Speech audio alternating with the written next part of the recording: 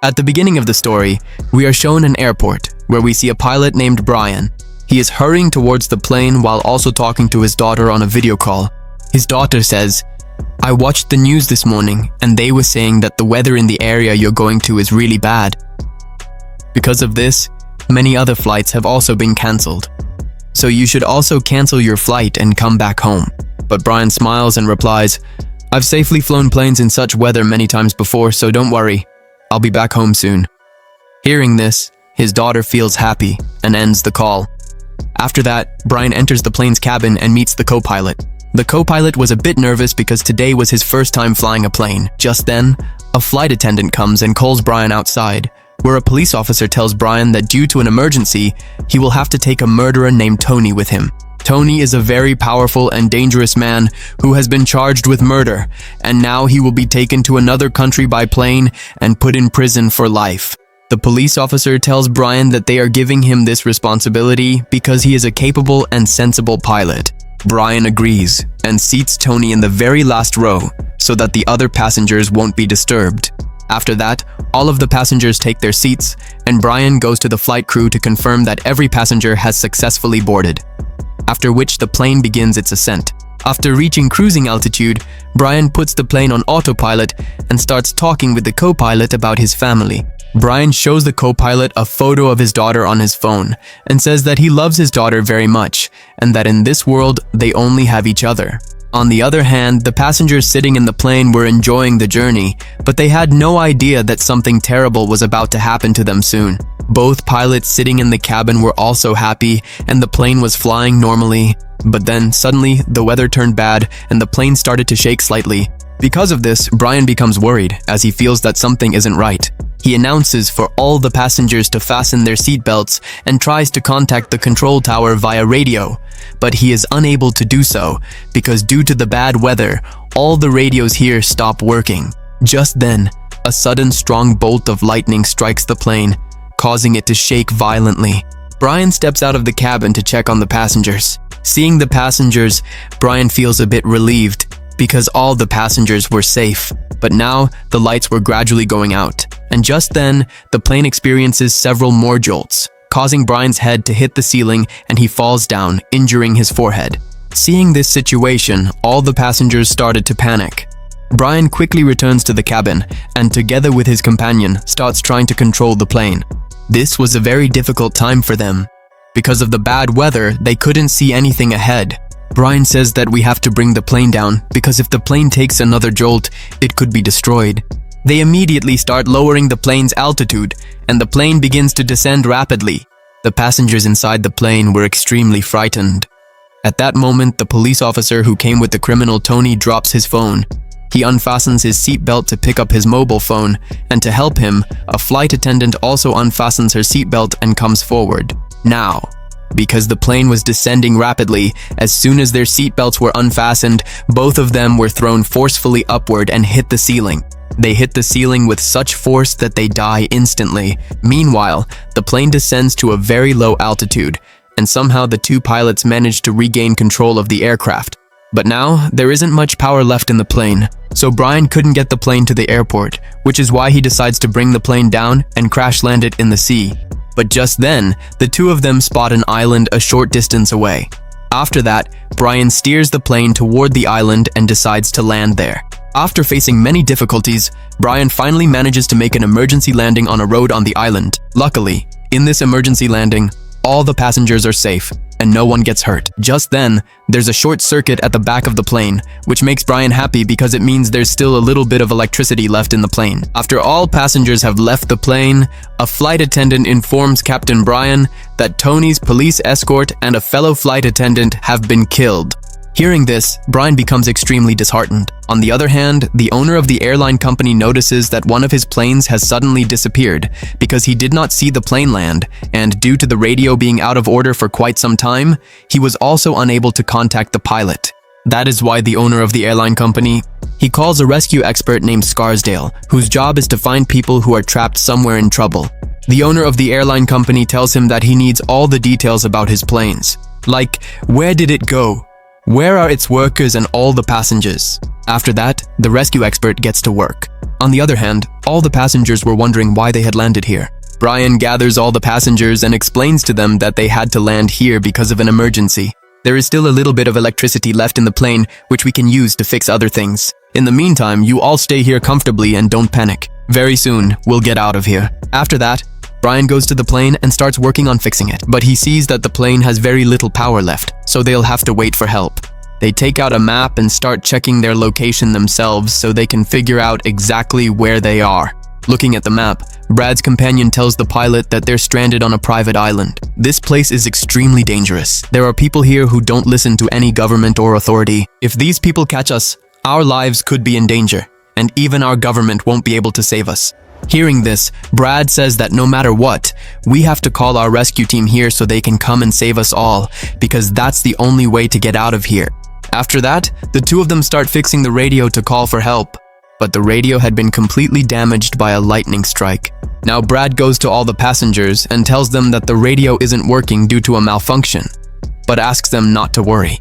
Brad reassures them that they will go to the other side of the island to look for the radio and, by informing the control tower of their location, will ask them to send a rescue team here, who will come and save everyone. And here, Brad takes a very big step. He says that Tony will go with him. Saying this, he unlocks Tony's handcuffs. Here, Brad tells the ship's pilot to get to work on repairing the ship's power. I will try to bring the rescue team here as soon as possible through any available means of contact. After that, Tony and Brad set out towards the jungle to look for the radio. On the way, Tony sincerely thanks Brad for trusting him. Now we see the dangerous terrorist group living on this remote island when a man comes running to them and tells the group's leader that a large plane has landed on the island due to an unexpected emergency, and there are many different people inside it from various countries. Hearing this news, the group leader gives the man some money and tells his entire team to get ready for action. In the island's jungle, Bride and Tony are moving forward. Tony asks Bride, "Why did you set me free, and where are you taking me now?" Then Bride tells him, "Because I can't put everyone in danger because of you, and there's a dangerous terrorist group here that you have to face with me." Then Tony tells Bride, "I come from a military background and I've served in the US military for many years." After a short while, Tony's voice from behind goes silent. When Bride turns around to look, Tony was no longer there. He had escaped from Bride and run away, and now Bride continues ahead alone in the jungle. Moving further into the jungle, Bride enters an abandoned factory where he finds a telephone, but it was an old-fashioned phone and wasn't working. After that, Bride starts connecting the wires on the side of the telephone, and the phone starts working. Bride quickly calls the company's helpline. Bride tells the helpline his location and everything else, but due to some issue with the line, his voice isn't reaching the person on the other end properly. Because of this, the helpline operator disconnects Bride's call, and that's when Bride gets an idea. He calls his daughter and tells her to write down his location and all the other details on a piece of paper and deliver it to his office. Just then, during the conversation, a man comes from behind and attacks Bride, but Bride manages to overpower him with great difficulty and knocks him unconscious by beating him up. Just then, Bride senses that another man is entering the room, so he quickly hides. But that man turns out to be none other than Tony, who had fought off a lot of goons, taken their weapons, and now calls out to Bride, telling him not to be afraid and to come out.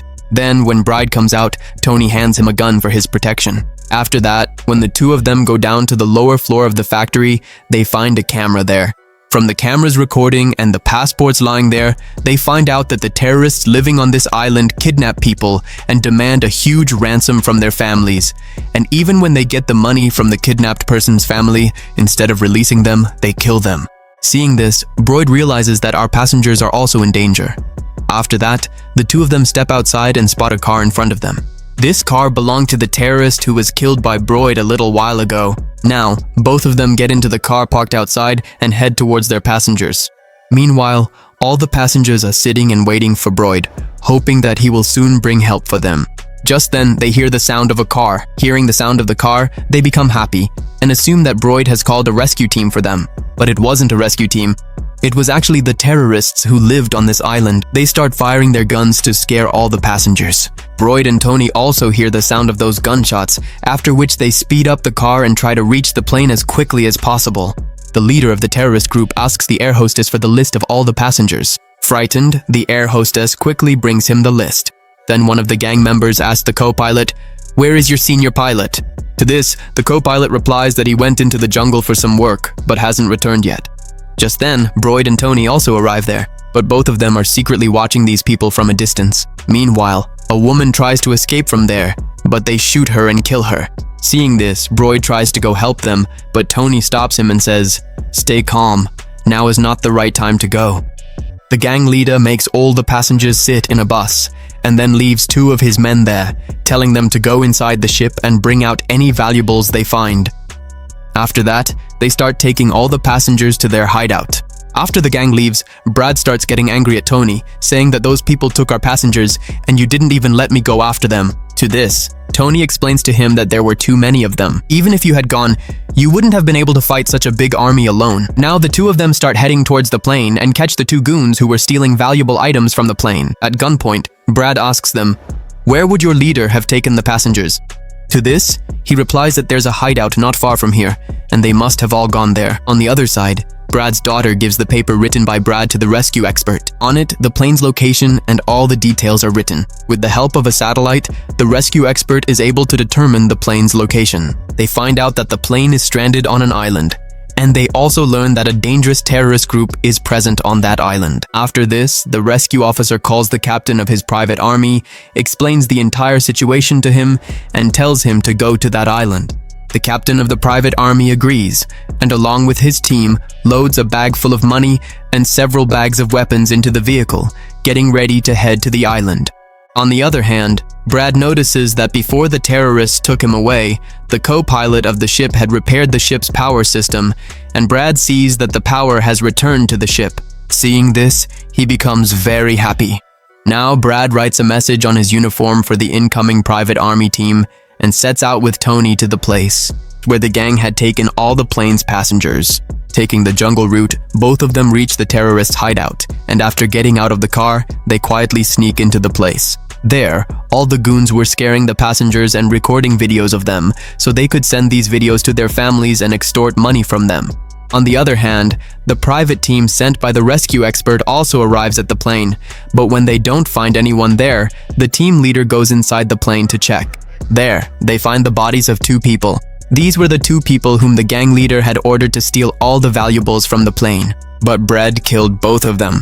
The captain of the private team also finds a message left by Brad. It was the route to the hideout of that terrorist gang.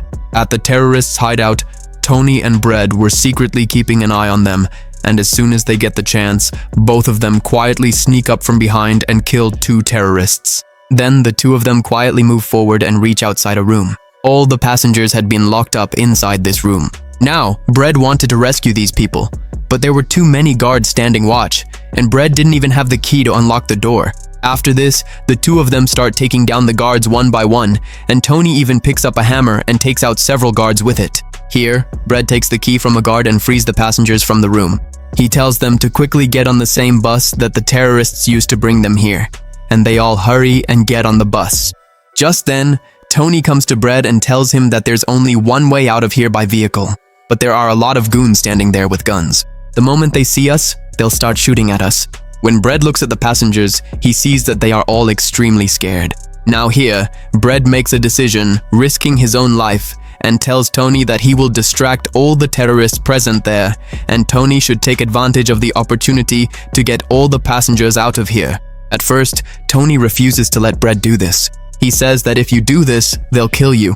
But Brad says that we have no other option. Hearing this, Tony agrees. Brad leaves from there and goes to the terrorists. There, Brad talks to the gang leader and says that he has already informed for help. The rescue team will be here soon, so let all the passengers go from here. Hearing this, all the gang members start laughing at Brad and begin to beat him up. The gang leader says, "How can I just let them go like that? Without money, I don't let anyone go." And just as they are about to kill Brad, a private rescue team arrives and attacks the terrorists. After a prolonged shootout, they kill many members of the gang, rescue Brad, carry him onto the bus, and get him out of there. Here, the gang leader sees that along with many of his companions, his younger brother has also been killed. Seeing this, he becomes extremely angry and, swearing an oath, declares that he won't spare a single one of them and will hunt down and kill every last one. After this, he tells his team to get ready quickly.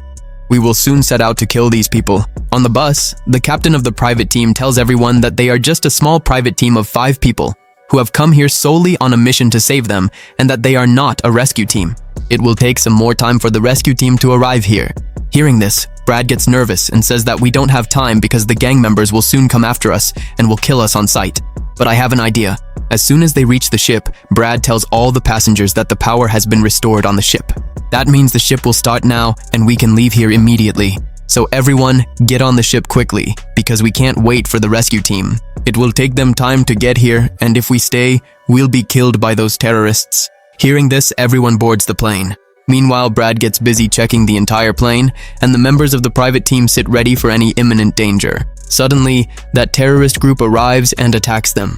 Seeing them, the private team starts trying to stop them, and a heavy exchange of gunfire breaks out from both sides. But this private team had very good guns, which is why they managed to kill many of the goons. Brad quickly tells the leader of the private team that he is going to start the plane in the next 5 minutes, and that they should all board the plane quickly as well. After this, Brad goes to Tony and thanks him for standing by him during such a difficult time. Dodging bullets, Brad makes his way inside the plane, sits in his cabin, and, along with his companion, starts working with the pilot to get the plane started. Meanwhile, Tony runs out of bullets, and when he checks the private team's bag to look for more, he finds a bag full of money instead. But at this moment, Tony leaves the money behind, grabs bullets from another bag, and starts fighting the terrorists again. By now, Brad also turns the plane to the right side. Now, the soldiers from the private team start boarding the plane one by one, and Tony provides them with cover fire. Because the power comes back, the radio also starts working again. Now, the owner of the plane company tells Brad that he'll guide him to a safe place where he can go. Now everyone boards the plane, except for Tony. He grabs the bag full of money and tries to escape, because if he goes back on the plane with them, the police will catch him again and throw him in jail. The gang leader goes mad with rage after seeing his men getting killed. He brings a rocket launcher in front of the plane, planning to blow them all up in one go. But at the right moment, Tony spots him. Tony quickly grabs a gun, shoots him, and kills him, saving everyone's lives. Seeing this, Brad is very happy with what Tony did, and with all his strength, Brad finally manages to get the plane off the ground. Seeing this, Tony feels happy for all the passengers and Brad, and runs off into the jungle with the bag full of money. Brad flies the plane away from the island, and the owner of the plane tells him about an airport. It was a place where they could go, and now it was quite close to them. Brad steers the plane toward the location told by the airline company owner, but then, once again, the plane's engine catches fire and the plane starts to break apart. So Brad activates the emergency warning again and slowly tries to bring the plane down onto the runway. Finally, after a great struggle, Brad manages to land the plane on the runway, and everyone's lives are saved. Brad and his co-pilot are very happy. Meanwhile, the owner of the airline company and his team are also extremely happy. Now Brad goes to the back to check on the passengers and sees that all the passengers are safe, which brings peace to his heart. All the passengers standing there start applauding for Brad and thank him. Soon after, the rescue team also arrives for them. Seeing this, all the passengers become happy.